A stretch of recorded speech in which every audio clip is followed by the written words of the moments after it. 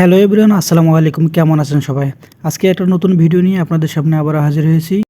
আজকে মূলত যাচ্ছি বীর মুক্তিযোদ্ধা সিরাজুল ইসলাম স্টেডিয়াম পঞ্চগড় ফুটবল খেলা দেখার জন্য। এজন্য রাস্তায় এসে অপেক্ষায় আছি গাড়ির জন্য। অবশেষে একটা গাড়ি পেলাম। সেই গাড়িতে ৩ জন মিলে আমরা উঠলাম, আমি পিছনে আরেক বড় ভাই। তো অটোতে ওঠার পর মনে হলো আজকে প্রথম ম্যাচ এবং উদ্বোধনী ম্যাচ। এই ম্যাচে অনেক অতিথিরা আসবে। অবশেষে আমরা মাঠে এসে পৌঁছালাম।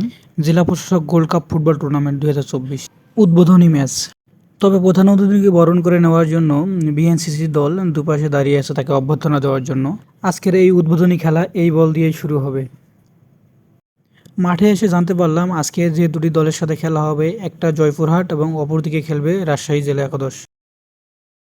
তবে আমরা প্রবেশ করার পরে জয়পুরহাট জেলা ফুটবল একাদশের সদস্যরা মাঠে প্রবেশ করলো এবং রাজশাহী জেলা ফুটবল একাদশের সদস্যরাও মাঠে প্রবেশ করলো।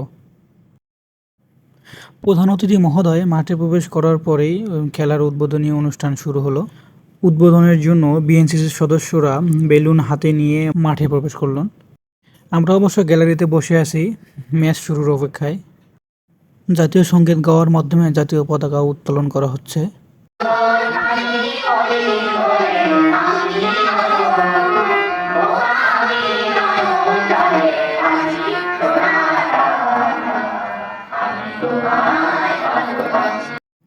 জাতীয় পতাকা উত্তোলনের পরে মাননীয় প্রধান অতিথি বেলুন উড়িয়ে আজকের ম্যাচের শুভ উদ্বোধন ঘোষণা করলেন। বেলুনে ছুঁয়ে গেছে বীর মুক্তিযোদ্ধা সিরাজুল ইসলাম স্টেডিয়াম। দুই দলের সদস্যদের মধ্যে সৌজন্য সাক্ষাৎ ও ফটো সেশন চলতেছে।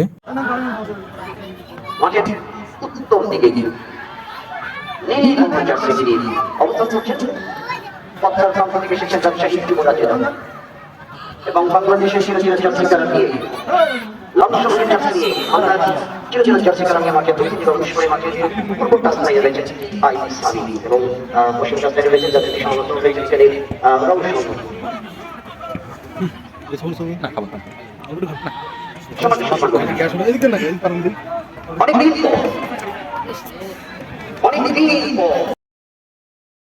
আসলে গ্যালারিতে বসে খেলা দেখতে ভালো লাগতেছিল না, তাই অবশ্য মাঠে এসে পড়লাম।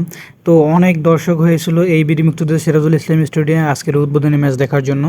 তো আজকের ম্যাচের ফলাফল হলো রাজশাহী জেলা ফুটবল একাদশ 3 এবং জয়পুরহাট জেলা ফুটবল একাদশ 2। তো আমরা অবশ্য গোলবারের পিছনে অবস্থান করতেছিলাম, তাই মাঠের চারদিকটা আপনাকে এই গোলবারের ভিতর দিয়ে দেখানোর চেষ্টা করতেছিলাম। তবে আজকের ম্যাচটা খুব উপভোগ্য ছিল, সবাই খুব ভালোভাবে এনজয় করছি। আজকের ভিডিও এই পর্যন্ত, আবার দেখা হবে। আল্লাহ হাফেজ।